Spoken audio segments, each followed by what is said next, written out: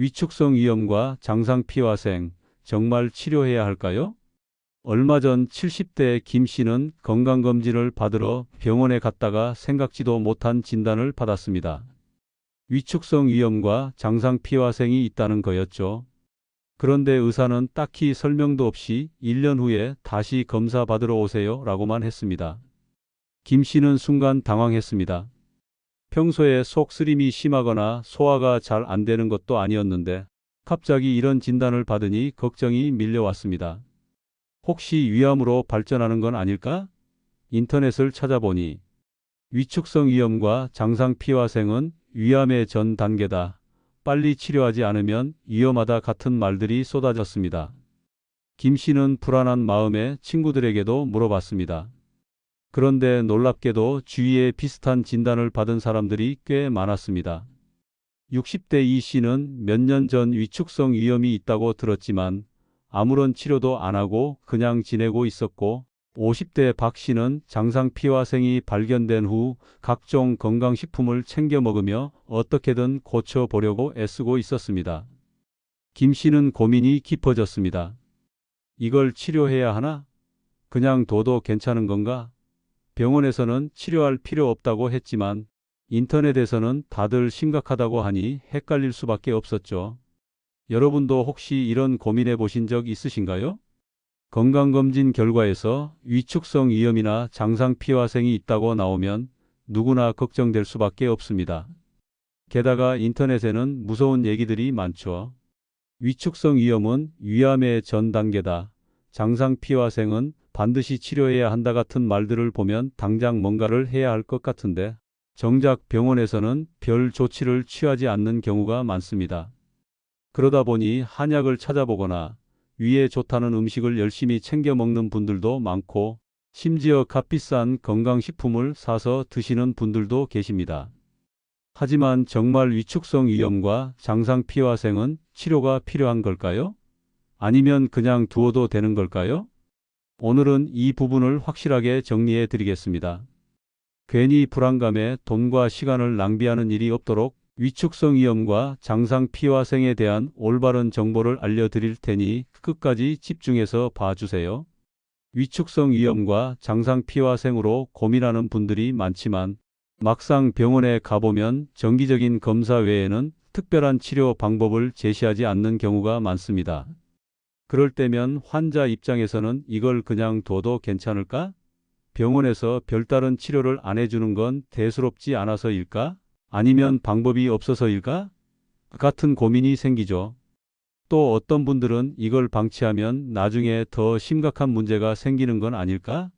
하는 불안감에 스스로라도 뭔가 해야 할 것 같은 마음이 듭니다. 그래서 건강식품이나 민간요법을 찾아보기도 하고 인터넷을 뒤져서 각종 정보들을 모으기도 하죠. 하지만 이런 과정에서 잘못된 정보에 휘둘려 오히려 불필요한 걱정을 하거나 비효율적인 방법에 돈과 시간을 낭비하는 경우도 많습니다. 그래서 오늘은 위축성 위염과 장상피화생이 정말 치료가 필요한 상태인지 아니면 관리만 하면 되는지에 대해 정리해 드리겠습니다. 이와 함께 위암과의 연관성 문제도 짚어보면서 너무 걱정하지 않으면서도 위 건강을 지킬 수 있는 방법을 알려드릴게요.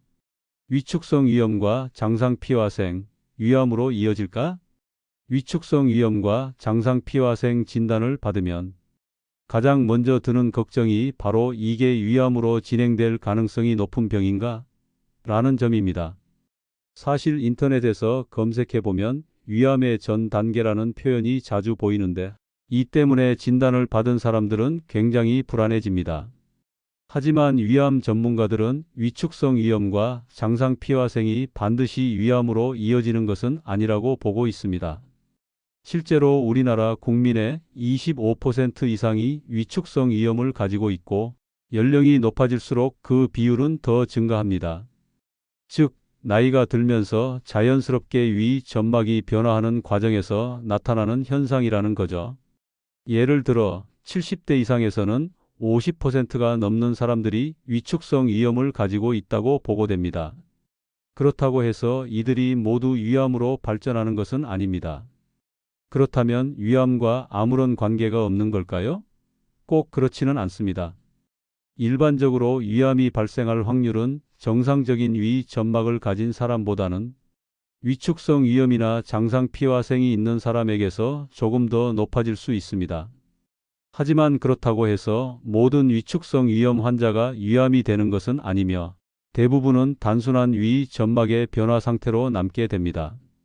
결국 중요한 것은 내위 상태를 잘 모니터링하고 위암을 유발하는 주요 위험 요소들을 피하는 것입니다. 증상이 없으면 치료할 필요가 없을까? 위축성 위염과 장상 피화생이 질병으로 분류되려면 증상이 있거나 정상적인 위 기능에 문제가 있어야 합니다. 그런데 많은 경우 별다른 증상이 나타나지 않죠. 그래서 병원에서도 특별한 치료를 권하지 않는 경우가 많습니다. 하지만 가끔 속 쓰림이나 소화 불량을 경험하는 분들이 있습니다. 그렇다면 이 증상들은 위축성 위염과 장상 피화생 때문일까요? 실제로 병원에 방문하는 많은 분들이 소화가 안 되고 속이 쓰리다는 증상을 이야기하며 이것이 위축성 위염 때문이라고 생각합니다. 하지만 전문가들은 이러한 증상들이 꼭 위축성 위염과 직접적인 관련이 있다고 보지는 않습니다. 대부분의 경우 속 쓰림이나 소화 불량은 역류성 식도염, 기능성 소화 불량, 헬리코박터균 감염 같은 다른 원인에서 비롯되는 경우가 많습니다. 즉, 위축성 위염이 있다고 해서 반드시 증상이 생기는 것도 아니고 반대로 증상이 있다고 해서 위축성 위염이 원인이라는 보장도 없다는 거죠. 그렇다면 위축성 위염과 장상 피화생을 그냥 방치해야 할까요? 절대 그렇지 않습니다. 위 건강을 지키기 위해서는 무엇보다도 생활 습관을 개선하는 것이 중요합니다. 많은 사람들이 특정 음식이나 영양제가 위 건강에 좋을 것이라고 생각하지만 사실 위 건강을 근본적으로 지키는 방법은 생활 습관을 올바르게 유지하는 것입니다. 특히 술과 담배는 위 건강을 해치는 대표적인 요인으로 꼽히며 반드시 피하는 것이 좋습니다. 흡연은 위산 분비를 증가시키고 위 점막의 방어력을 약화시켜 위축성 위염을 악화시킬 수 있습니다. 알코올 또한 위 점막을 손상시키는 강력한 요인 중 하나로 지속적으로 술을 마시면 위염이 심해질 가능성이 높아집니다.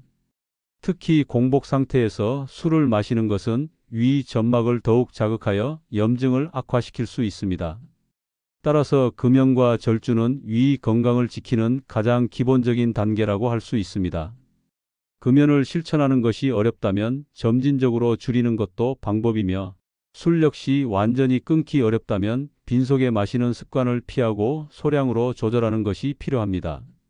위 건강을 지키기 위해서는 규칙적인 식사 습관을 유지하는 것도 중요한데 불규칙한 식사 습관은 위산 분비를 불균형하게 만들고 위 점막에 부담을 줄 수 있습니다. 아침 식사를 거르면 공복 시간이 길어지면서 위산이 과다 분비될 수 있으며 이 과정이 반복되면 위 점막이 약해지고 위염이 악화될 가능성이 커집니다. 반대로 너무 늦은 저녁 식사도 위 건강에 좋지 않습니다. 자기 직전에 음식을 섭취하면 음식물이 소화되지 않은 채로 위에 남아있는 시간이 길어지면서 위 점막을 자극할 수 있기 때문입니다. 따라서 아침 식사는 가볍게라도 챙겨 먹는 것이 좋으며 늦은 밤에는 되도록 음식을 섭취하지 않는 것이 바람직합니다. 폭식보다는 소량씩 자주 먹는 것이 위의 부담을 줄이는 데 도움이 되며 규칙적인 식사 시간을 유지하는 것이 위 건강을 지키는 중요한 습관이 됩니다. 어떤 음식을 선택하느냐에 따라서도 위 건강은 달라질 수 있습니다. 흔히 이 음식만 먹으면 위 건강이 좋아진다라는 말이 있지만 특정 음식만 집중적으로 섭취하는 것은 오히려 해로울 수 있습니다. 균형 잡힌 식단이 중요하며 특히 짠 음식과 탄 음식은 피하는 것이 좋습니다. 과도한 나트륨 섭취는 위 점막을 자극하고 위염을 악화시킬 수 있으며 장기적으로는 위암 발생 위험도 높일 수 있습니다. 또한 고온에서 탄 음식에는 발암 물질이 포함될 가능성이 있으며 위 점막을 손상시킬 수 있으므로 주의가 필요합니다. 매운 음식이 직접적으로 위염을 유발하는 것은 아니지만 이미 위가 약한 사람에게는 증상을 악화시킬 가능성이 있습니다. 반면에 신선한 채소와 과일, 그리고 섬유질이 풍부한 음식을 적절히 섭취하는 것은 위 건강에 도움이 될 수 있습니다. 다양한 영양소를 고루 섭취하는 것이 중요하며 특정 음식만 과도하게 섭취하는 것은 피하는 것이 좋습니다. 위 건강을 위해 헬리코박터균 감염이 있다면 치료를 고려하는 것이 좋습니다. 헬리코박터균을 제거한다고 해서 위축성 위염이나 장상 피화생이 완전히 사라지는 것은 아니지만 일부 환자에서는 증상이 호전될 수도 있습니다. 헬리코박터균은 위염뿐만 아니라 위암과도 연관이 있는 것으로 알려져 있기 때문에 감염 여부를 확인하고 필요할 경우 치료하는 것이 좋습니다.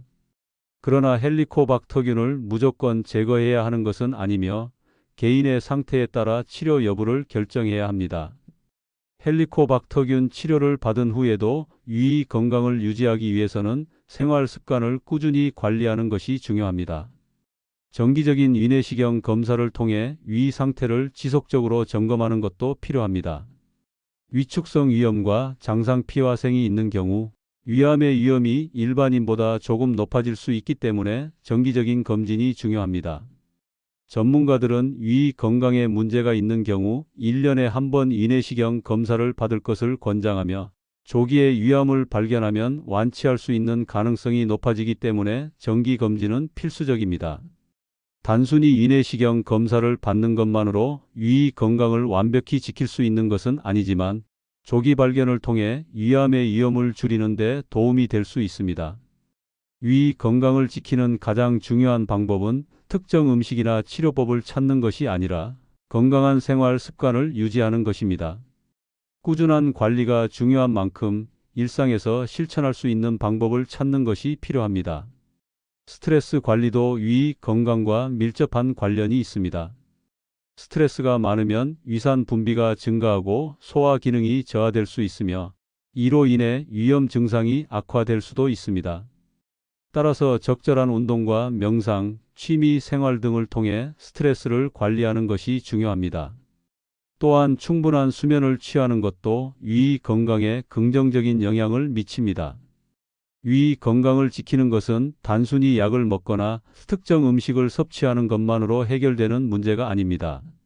몸 전체의 건강을 돌보면서 위 건강도 함께 챙기는 것이 중요합니다. 건강한 식습관을 유지하고 규칙적인 생활 패턴을 갖추며 금연과 절주를 실천하는 것이 위를 보호하는 가장 좋은 방법입니다. 위축성 위염이나 장상 피화생이 진단되었다고 해서 무조건 걱정할 필요는 없지만 올바른 관리 습관을 유지하는 것이 필요합니다. 무엇보다도 위 건강은 단기간에 좋아지는 것이 아니라 장기적으로 꾸준한 노력이 필요하다는 점을 기억하는 것이 중요합니다. 지금까지 위축성 위염과 장상 피화생에 대해 알아봤습니다. 많은 분들이 이 진단을 받고 나서 불안해하시지만 무조건 걱정할 필요는 없습니다. 중요한 건 위 건강을 어떻게 관리하느냐입니다. 생활 습관을 조금씩 바꿔 나가면서 꾸준히 관리하면 위를 건강하게 유지할 수 있습니다. 특정 음식이나 약에만 의존하기보다는 금연과 절주, 규칙적인 식사, 균형 잡힌 영양 섭취, 그리고 스트레스 관리까지 신경 쓰는 것이 가장 효과적인 방법입니다. 그리고 위내시경 검진을 정기적으로 받으면서 상태를 체크하는 것도 잊지 마세요. 조기에 문제를 발견하면 훨씬 더 쉽게 관리할 수 있으니까요. 결국 건강은 우리가 매일 실천하는 작은 습관에서 시작됩니다. 오늘부터라도 위 건강을 위해 한 가지라도 실천해 보시는 건 어떨까요? 꾸준히 관리해서 오랫동안 건강한 삶을 유지하시길 바랍니다. 다음 영상에서도 건강과 관련된 유익한 정보로 찾아뵙겠습니다. 끝까지 시청해 주셔서 감사합니다.